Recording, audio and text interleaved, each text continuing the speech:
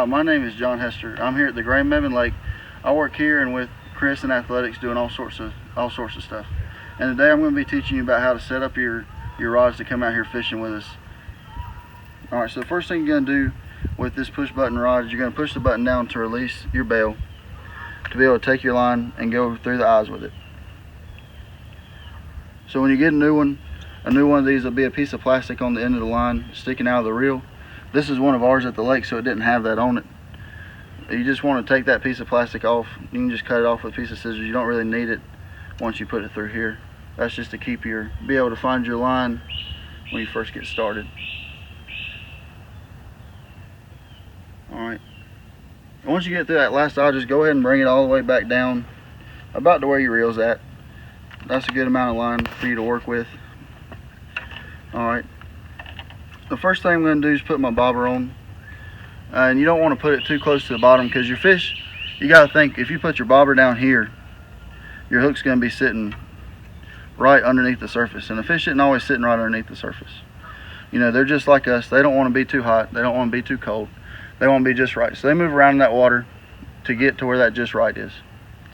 And so usually out here, you can find bluegill, sometimes sitting up on the shore, but a lot of times they're going to be sitting in about 5 to 6 foot of water.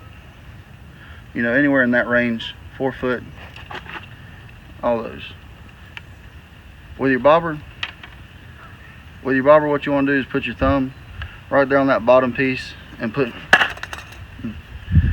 down on this top piece, and that holds your keeper in so you can put it on. Okay, you're just going to take your line and run it right underneath there, and you let go of that top piece and you're good to go on the top. On the bottom you want to do the same thing, and now your bobber is good to go, and it's easy to move. You don't tie it on or anything. Alright, and this bobber does have a little weight on the bottom. You can see that washer, and that's just to add you a little bit of casting distance. It doesn't really do any good holding your bait in place. That's just so you can cast it a little further and get it out there. Now for my hook, I'm just using this small hook right here. It's probably about a size 1 or so. When you're out here fishing for panfish and bluegill and all that stuff, you don't need a great big hook, because you got to think it can't fit in their mouth. And you got to think a fish is just like us. It can't eat something that's too big to fit in its mouth. It's got to cut it up or have something small enough to go in there. So you run your line through the eye. That's that hole right there at the top of the hook. And go ahead and twist your hook probably about 4 or 5 times all the way around. Alright. And what that's going to do is give you that bottom hole right there above the eye, and you're going to have a twist right there. Alright. Then you want to take your tag in. That's this long piece up here. Run it through that hole that you just made. Okay. And make sure you got it in there. And go ahead and pull it down a little bit. And when you do that, you're going to make another hole up here at the top. Right there. Okay. And then you want to take your line and just run it through that top hole. Okay. Just like that. And when you do that, you just go ahead and pull your hook down like that, and there you go. You got your knot. That's a super strong knot. It's going to take a whole lot. It's going to take a great big fish to break that thing off. Okay. And you just take your pliers or your scissors or whatever, go ahead and cut that tag in. You don't need that. Okay. And the next thing you're going to want to do is add your split shot. And what this does, it makes it so you can cast a little bit further, but also holds your bait in place in the water so it's not blowing around with the wind or with the current. Okay. So you don't want to put it too high up, because you want your bait to stay relatively in place. So I probably go about that far from my bait before I put it on there. Okay. And then when you put it on there, you just take your pliers and push down on the round end. Make sure you really put it on there and it won't move. Alright. And then when you want to undo it, you just put your pliers right there and push those in like that, and it'll come off. Okay, so you can move it around if you want to.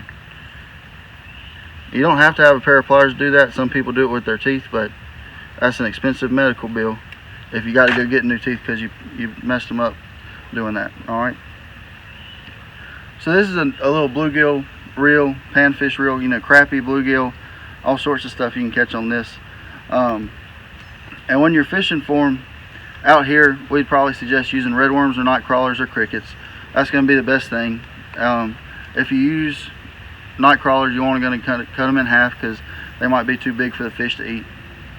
Redworms, you probably be alright. Crickets would be alright too. You can use bread and corn. Any of that will catch them. So that's just your simple bluegill rig. And then we'll put the hook back through the bait keeper and go ahead and just tighten it up a little bit. And you're good to go. Alright. Now I'm going to show y'all how to do a nice little catfish rig. I know a lot of people come out here try to catch a catfish or two. So this is a spinning reel. It's 3000 series. It's got 10 ball bearings in it. It's really good for bringing in those bigger fish. And right now I've just got the line hooked up underneath that little line holder right there. Most of your spinning reels got them. They're right there, just like a little triangle. You just run your line up through it when you don't have something on it. And then to pop it out, you just pull it straight down and you're good to go. Okay. Now to run your line through here on a spinning reel, you can do two things. You can open that bell up and pull it through. I like to just let my drag out like that and just go ahead and pull it through, just so that my line doesn't try to fly off of my reel, you know, because then you got a big mess, and we're not out here to clean up mess, we're out here to fish. But don't leave trash. Alright, so again, you're just going to pull your line through your eyes, okay, and go ahead and just leave that drag out the whole time. Okay, you're going to go through all these eyes. This is a 7-foot pole, so it's a little longer than the last one. It's got a few more eyes on it. It's got a little bit better construction as far as throwing heavier things and bringing in those heavy fish. Okay, so once you got it through that, go ahead and probably come down to the 3rd or 4th eye on it, and that's where we're going to start setting up the rest of our catfish rig at. Okay, so the first thing you got to do is put your egg sinker on, or any kind of sinker really, but you want one that you can run your line through. On this catfish rig, we're doing a Carolina rig. It's a rig where you got a weight, and then you got your bead just like this, and again you just put your line through the hole and let it fall up to the weight. Okay, just like that. And it doesn't really matter what color you use. You can use black, orange, red. You know, it's really just there to keep your weight from hitting this swivel, because if your weight hits the swivel over and over again when you're casting, what's going to happen is your swivel is going to go flying off with your hook and everything else, and then you're going to have to retie. Okay, so go ahead and put your swivel on there, and then just tie that same knot that I showed you on the last one. And when you got the swivel, it's probably just easier to go ahead and wrap your line around instead of trying to twist the swivel. Okay, so go ahead and go around about 5, 6, 7 times, however many times you want. And then you run it back through that hole at the bottom that we just made by wrapping it. And go ahead and pull it down a little bit. Okay, and then run your tag in up through this hole at the top that we made, just like that, and then just pull it like that. Okay, and there you go. You got your knot and everything, and you just want to give it one more little tug just to make sure you really bring that knot down and make it as strong as it can be. Alright, then just go ahead and cut your tag end off. Alright, and so now you got the beginning of your Carolina rig. You got your weight, and you got your little bead right there to keep it from hitting your swivel and stuff. Okay, so the next thing you got to do is you got to tie your leader on. And for this leader, I'm just going to use 12-pound test. That's what I've got on the rod and reel. That's what I'm going to use for my leader. It's in this low visibility green, and it makes it so the fish can't see it quite as good. It helps with those fish that are a little line shy, those fish that might have been caught before and know about fishing line, and that it's not something that's naturally occurring. Okay, so before you cut any leader off, I'd go ahead and just tie it to your swivel. We're going to use that same knot from before.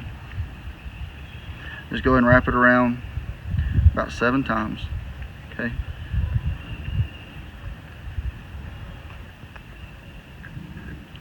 there we go. Go ahead and use that loop at the bottom. Alright, and then come back up through the top one more time. Oh.